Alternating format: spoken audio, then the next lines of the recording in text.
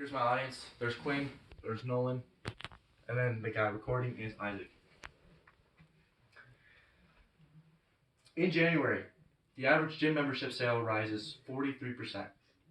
That's because everybody's New Year's resolution goal is to be in shape, be fit, be lean.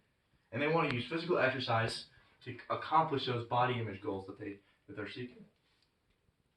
In my 17 years of playing baseball, I have had to devote a tremendous amount of time into being in the weight room, to running, to lifting. And I can say I've met people like professional football players, professional baseball players, professional skiers that all have given me tips to maintain a lean physique, to increase strength so I can be the best I can on the baseball field. People's common misconceptions about exercise is that you have to lift heavy weight and squat heavy weight in order to be fit. That's not true. You can just go outside and walk for 30 minutes. There are simple things that everybody can do that most people don't accomplish. Along with shedding pounds and losing weight, exercise is also good on the mental side of things. Exercising is great for mental health, and I want to talk about that today, along with how exercise benefits the physical attributes of your body. Along with those, I want to talk about what exercises you can do here at home during quarantine that are all body weight stuff that you can do by yourself without requiring any gear or anything that'll keep you in shape and keep you healthy. So the benefits to the physical side of exercise. The big major thing that everybody uses exercise for is to shed weight. Now, obesity is a huge problem in the United States.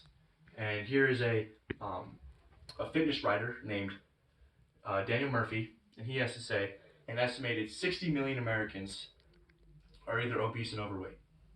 Nearly 3/4 of American men are obese and overweight, and 60% of American women are obese and overweight. Nearly 30% of all boys and girls under the age of 20 are also obese and overweight. This stat shows that there's an underlying problem in our culture, and it's not treating your body right. You know, it's eating with consequences. It's not going out and walking around. It's not going for a run. These sorts of things are a problem in our culture, and physical exercise can help this. They can help lower cholesterol rates. They can help lower obesity rates. These are things that everybody can do that decreases this.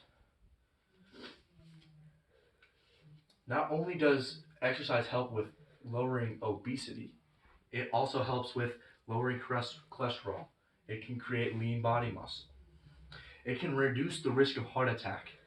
And a study shows that somebody who does formal exercise on a consistent basis is 20 to 25% less likely to die from a heart attack. That's because when you exercise, your heart beats quicker, and what that's doing is it's building heart muscle. It's strengthening the muscle. The heart is a muscle like anything else. And running and doing things like that and making it pump faster strengthens it. And people with stronger hearts are likely to live longer. And everybody, like I said before, thinks that just picking up these dumbbells and lifting these are what people need to do to get physically in shape. That's not true. A walking mere 30 minutes a day will lower blood pressure and reduces chances of contracting diabetes. So here's a story of a person who's just an average lady. She's a 35-year-old mom from Pittsburgh, Pennsylvania, and she has 3 kids. She began working out once a week, just to get fit, just to do something, just to move. She wasn't seeing any results. She ended up upping that to 5 days a week. She would go to the gym 5 days a week and do strength work and running work. The thing she said was the key to her success was enjoying the workout. That was the key. That's what kept her motivated, was enjoying the workout. She said she ran on the treadmill before all strength workouts, and when that got boring, she switched it up to indoor cycling. So she got on a Peloton and rode a bike, and that was what she did for her cardio exercise. After 3 months of this routine, which wasn't rigorous, she lost a mere 60 pounds. 60 pounds, guys, that's huge. 60 pounds does so much for the way you walk, the way you think about yourself, the image that you portray. 60 pounds is huge, and it's an attainable goal. Stephanie is a 35-year-old mom. She has 3 kids. If she can do it, anybody can do it. Anybody can do this. along with these physical benefits, there are also mental benefits here. In an interview with JT Putt, who is an owner and instructor at Catalyst Fitness in Colorado with a degree in sports medicine, was a collegiate baseball player at UNLV, and is also a certified personal trainer. He said, physical exercise can increase endorphins in your brain that can temporarily heal depression and anxiety. I have found that over time, a client will get increasingly happier toward the end of their workout and over time when they start to see their body lose pounds. This just shows that there are chemicals in your brain that are activated that increase happiness when you work out. It's simple. Just going outside and running and doing things will make you a happier person. Again, walking just 30 minutes a day, that's all it has to be. It doesn't have to be a huge weightlifting thing. Just 30 minutes a day will decrease anxiety, will decrease stress rates. It'll make you a happier person, more optimistic. I like to use this analogy when I talk about working out because I feel like it relates to me. Working out is kind of like eating goldfish, right? For me, goldfish are a great snack. I sit down and I can start eating goldfish, and before I know it, I've eaten a whole bag of goldfish. And that's because my body just craves it. I just start eating it and eating and eating, and I get addicted to it. Exercise is the exact same way. Once you start working out, your body craves it. If you miss a workout, your body craves it. You start shaking and you feel like you need to do something. Once you get into a routine of working out, I found that you will stick to that routine. It's just about getting into it. Just like eating that bag of goldfish that I just get addicted to, I just start eating. Working out is the same way. I just get stuck in this routine and I can't stop the routine. So I want to show you guys some exercises that you can do here around the house during quarantine that'll make you lose weight, build muscle, anything that you want. These exercises will do it. And they're simple. They're body weight exercises that I'm sure you know about. So the first exercise that I can't really demonstrate with you inside is going outside and walking or running. Walking or running is one thing that's easy to do that, like I've said before, decreases anxiety, pumps your heart, and gets your heart stronger, and increases happiness. It really does. Going outside and getting vitamin D when you're stuck inside all day does great things for the human soul. It really does. It's something that's sort of unprovable, but it works. Something you can do here in the basement if you're trying to gain weight. It's a simple push-up. I'm going to show you this here.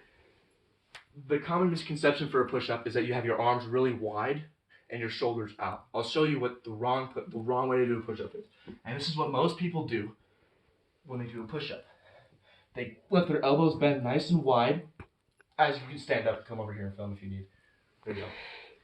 They have their elbows nice and wide and they come down like this. And that's not a proper way to do a push-up. Over time, that will hurt your shoulder and it will hurt your rotator cuff. And it will wear down the cartilage in there, and it will actually make your shoulders and your arms immobile over time if you do them wrong like that.